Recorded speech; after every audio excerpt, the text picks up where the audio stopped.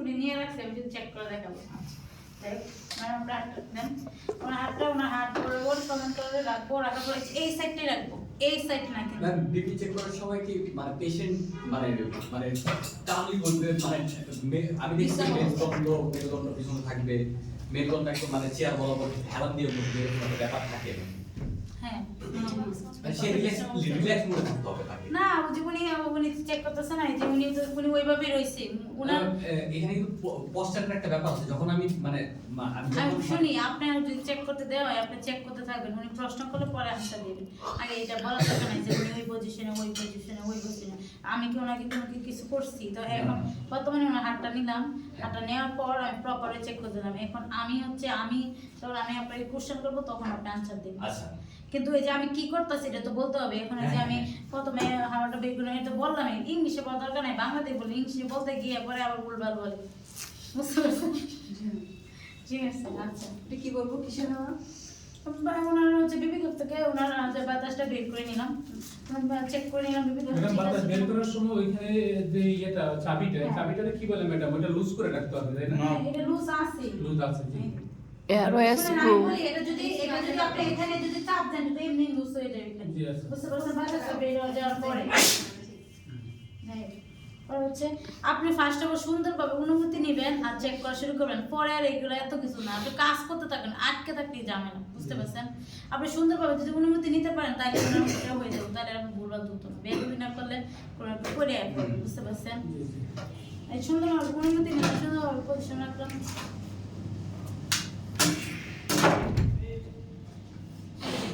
ওনার ব্রেকের আটাই থেকে 2 থেকে 3 ইঞ্চি পরে আমি বিকেটটা বেঁধে নিলাম,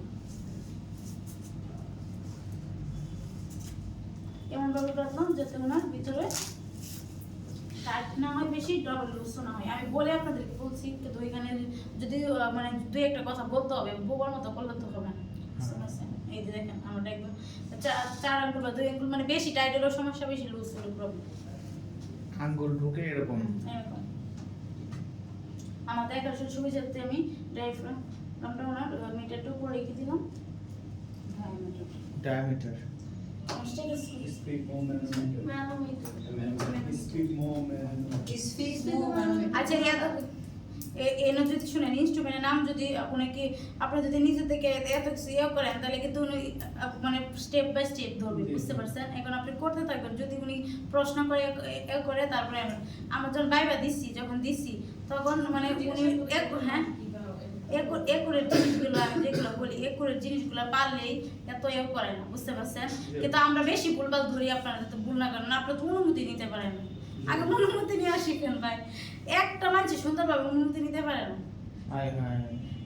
ওই যে উনি মানে অনুমতি নিতে ভুল করেছে, আমি খাইছি কিনা এটা জিজ্ঞাসা না, ভেজাল ভুল টাইম দেখছে না, এর লাগে নোটেটুস নাই তো উনি পারছিল, কিন্তু উনারা অনেক কিছু পারছে, বাট যে সবার সামনে গিয়ে। আচ্ছা যাই হোক, এখন দেখুন প্রপারতে কিন্তু বাধা হয়েছে। এখন যে আমি এটা তো আগে লাগাই রাখছি, এখন যে এখানে শুনেন, আপনার যদি ভুল হয় তাহলে কিন্তু উনি ধরবে, ভুল না হলে কিন্তু ধরবে না, বুঝতে পারছেন? এখন এইখানে যদি আবার হাত এবারে না দেন তাহলে তো শুনবেন, বুঝতে পারছেন? কিছু শুনতে পারবেন, এমনি তো শুনতে পারবো না আমি। আর হ্যাঁ, মেয়েদেরকে বলে রাখি, আপনারা কিন্তু ওই যে হিজাবের ভিতরতে দেওয়া লাগবো, নাই তো শুনবেন না, বুঝতে পারছেন? কারণ আমি তো মানে এখন তো হিজাব শুনবো না, আমি কয়বার খুলছি, অনেকবার খোলা হয়েছে, আজকে এমনি হিজাব ওই যে স্যার মারা দিয়েছে। অন্যদের সামনে হিজাব খুলবো কিভাবে? হিজাব করবেন না তো আপনি, যে পিনটা একটু এটা লুজ করে গেলেই হয়। ফার্স্টে যখন যাবেন ওই আমরা যখন বাইরে করে গেছি ওইভাবে গেছি, কোনো কিছু ওইখানে করছি, নাই তো হয়রান হয়ে যায়, বুঝতে পারছেন? ফার্স্টটাকে আপনাকে প্রপার ওইভাবে ওই ওয়েতে যাইতে হবে। যে হিজাব যারা সবসময় যারা হিজাব করে তো হিজাব আসবে না স্বাভাবিক, ওটা একটু লুজ করে আমরা যখন ঢুকবো লুজ করে যাবো। হ্যাঁ আচ্ছা, এই যে এখানে এবার চাপ দিয়ে সুন্দর করে যেভাবে ধরলাম, দেখেন ধরার ওইটা দেখেন, এই দেখেন বাম হাতে এই যে দেখেন, আমি কিন্তু ওই যে দেখেন ওনাকে কিন্তু আমি সাপোর্ট দিচ্ছি, বুঝতে পারছেন? সাপোর্ট দিচ্ছি, এইখানে অনেক একটা আঙ্গুল দিয়ে ধরছি, এবার আবার 3 আঙ্গুল দিয়ে এবার ধরতে যায় না, একটাই যে আঙ্গুলটা, হ্যাঁ থামটা, এই দেখেন। এখন এই দেখেন, এটা হচ্ছে ফার্স্টে হচ্ছে আমি কিন্তু প্রথম যে হাওয়াটা বের করছি তখন লুজ হয়ে গেছে, এখন আমি টাইট দিয়ে নিলাম,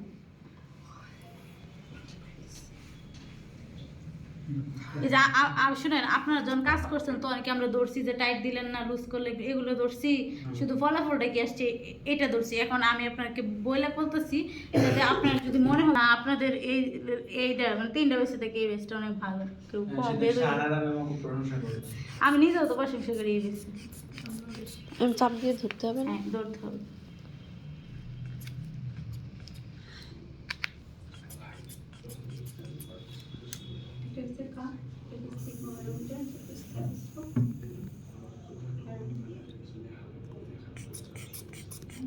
বুঝলাম না, অনেকে সবসময় কম থাকে।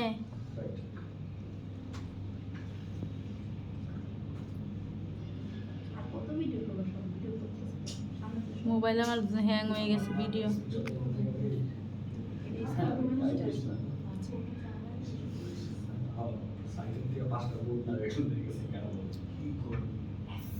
110/70। 110/70 এটা হবেই, কারণ আপনি অনেকক্ষণ ধরে বসে আছেন, খাওয়া দাওয়া করছিলেন,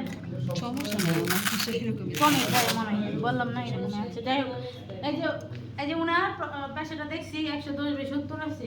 যাই হোক, এখন 110/70 মানে নর্মাল রেঞ্জের মধ্যে আছে, কিন্তু আপনাকে 140/90 বলতে দেয় না।